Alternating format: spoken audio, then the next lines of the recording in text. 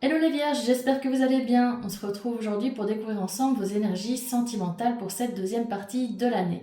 Alors comme pour le premier semestre, on va regarder ce qui se passe mois par mois.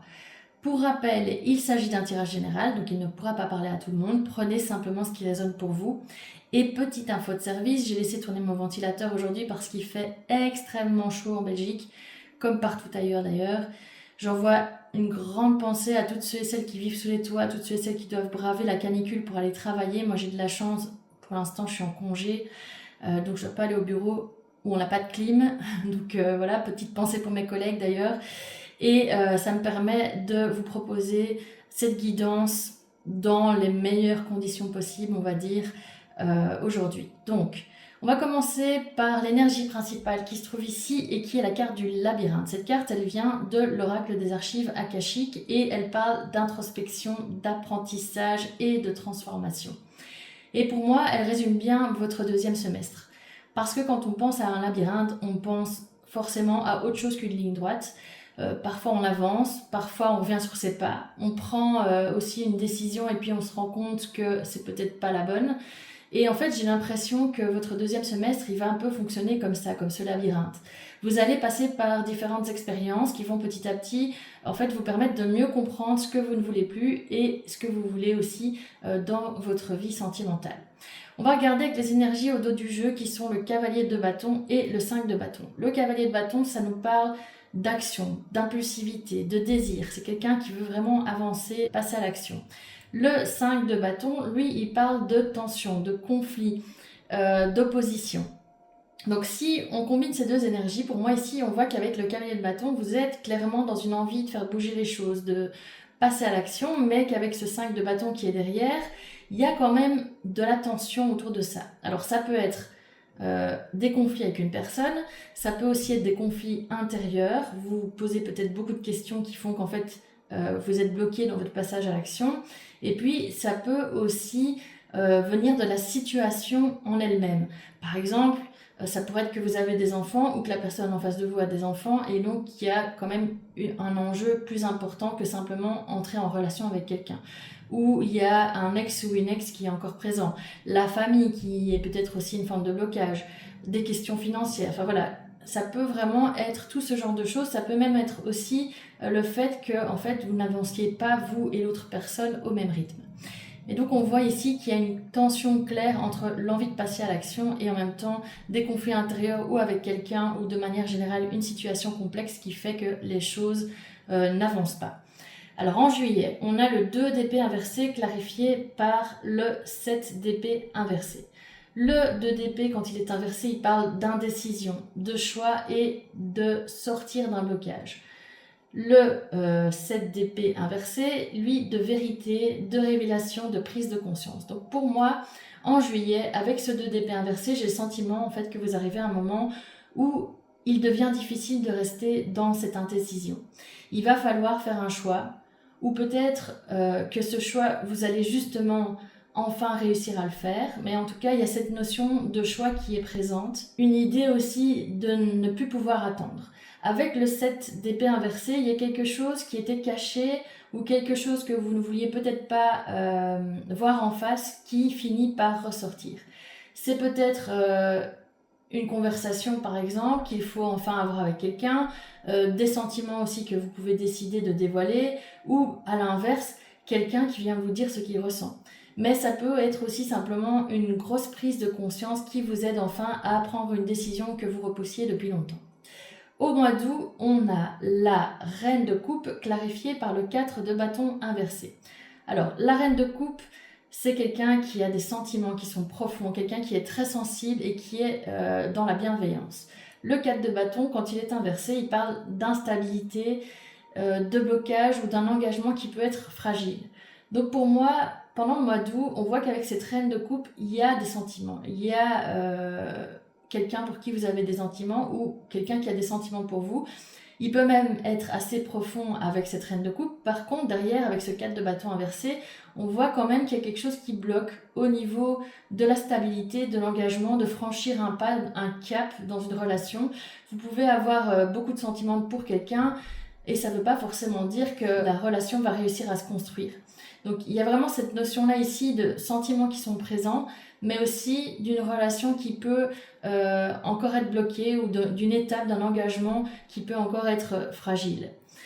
Au mois de septembre, on a le 5 de coupe clarifié par le 10 d'épée. Alors le 5 de coupe, c'est la carte de la déception, du regret, de la tristesse. Le 10 d'épée, il parle de rupture, de point final, de quelque chose qui est douloureux, d'une fin qui est douloureuse.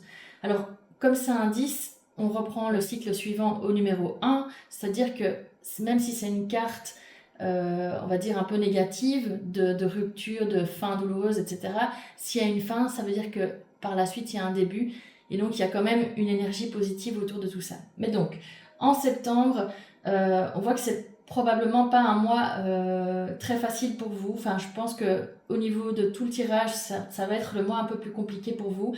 Il y a ce 5 de coupe, donc forcément on est sur une déception, du regret, quelque chose qui fait mal émotionnellement. Alors ça peut être quelque chose de récent ou quelque chose de plus ancien qui remonte en septembre. Peut-être qu'il y a, je sais pas, une date anniversaire, quelque chose qui fait que voilà, il y a quelque chose de douloureux qui peut revenir à la surface.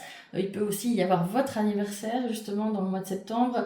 Voilà, derrière, avec ce 10 d'épée, pour moi, il y a aussi l'idée, comme je vous le disais, qu'on arrive au bout de quelque chose. Donc pour certains, ça pourrait éventuellement représenter une rupture, mais comme je vous le disais, ça peut aussi être le fait d'arrêter d'attendre quelque chose, d'attendre quelqu'un, laisser tomber les vieux schémas, etc., un espoir, mettre fin à la manière dont on vivait les relations avant et qui nous faisait souffrir.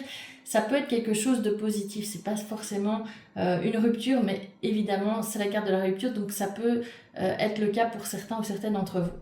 Ensuite, en octobre, on a le fou qui est clarifié par le 6 de Pentacle. Alors le fou, c'est le nouveau départ, la liberté, la spontanéité. Le 6 de Pentacle, lui, il parle d'équilibre, d'échange, de réciprocité, de donner, de recevoir. Hein. On la revoit souvent cette carte dans les tirages, donc je pense que maintenant vous commencez à petit à petit connaître les significations. Mais donc ce 6 de Pentacle, c'est ça qui représente, c'est vraiment l'équilibre, la réciprocité, l'équilibre aussi dans le donner et le recevoir.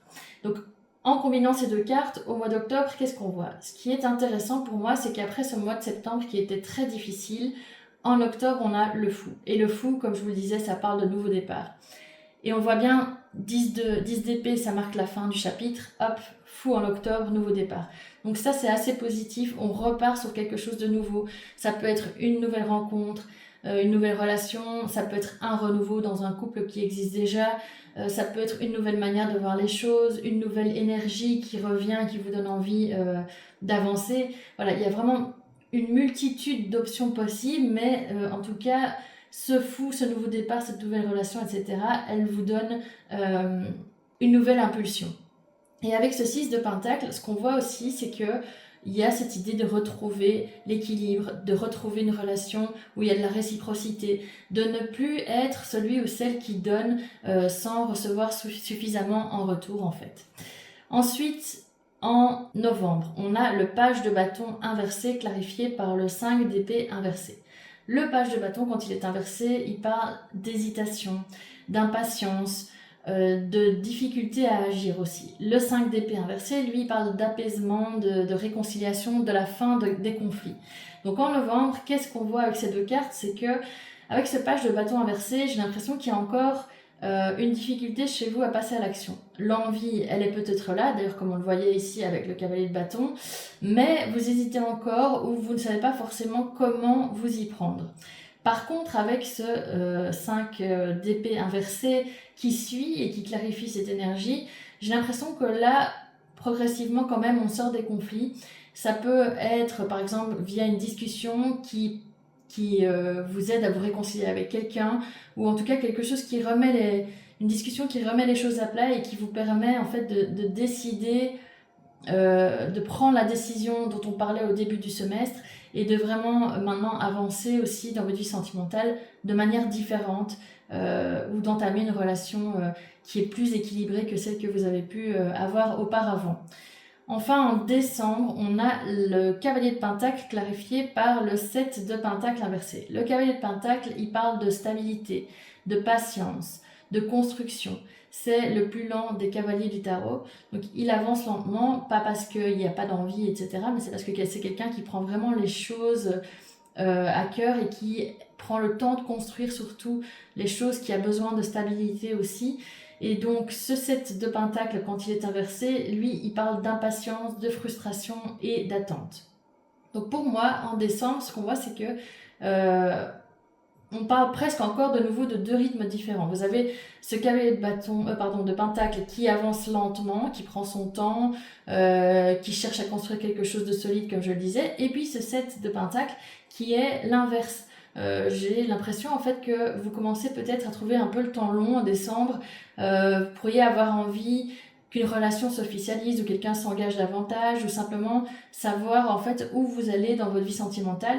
Et on sent qu'il y a cette impatience qui est présente et qui est en opposition en fait avec ce cavalier de Pentacle qui lui veut du solide. Mais ce qui rappelle aussi ce cavalier de Pentacle, c'est que si quelque chose est en train de se construire, ça demande un peu de temps. En fait, c'est toujours ça aussi l'idée, c'est que l'impatience c'est jamais bon, il faut toujours trouver un équilibre dans tout. Et ici, c'est ça, je pense qu'en décembre, vous allez essayer d'un peu calmer votre impatience et en même temps prendre le temps de construire les choses et de construire quelque chose qui vous correspond vraiment, une relation ou on va dire un schéma dans votre vie sentimentale qui vous correspond. Donc, si je regarde l'ensemble du tirage, ce que je trouve d'assez parlant, c'est que ça commence avec un cavalier de bâton et qu'on termine avec un cavalier de pentacle. Donc pour moi, on passe quand même d'une énergie assez impulsive, qui a envie d'avancer, etc., qui veut que les choses bougent rapidement, à quelque chose de beaucoup plus posé, avec l'envie de construire sur des bases plus solides. Donc finalement, ça rejoint bien, je trouve, cette idée du labyrinthe. Le chemin, il va pas forcément être linéaire pour vous, il y aura des choix, des remises en question, des détours aussi peut-être parfois, mais tout ça, ça va vous permettre de comprendre mieux ce que vous voulez, comme je le disais, ce que vous voulez le plus aussi dans votre vie sentimentale. Et ça rejoint aussi beaucoup, je trouve, ce qu'on avait vu au premier semestre, aller vers quelque chose de plus équilibré, de plus juste pour vous, et surtout arrêter d'alimenter certains schémas qui ne vous conviennent plus. Alors voilà, j'espère que cette guidance vous a plu. Si c'est le cas, n'hésitez pas à la liker, à la commenter, à la partager et puis surtout à me donner un petit coup de pouce en vous abonnant à ma chaîne pour ne pas manquer non plus les prochaines guidances.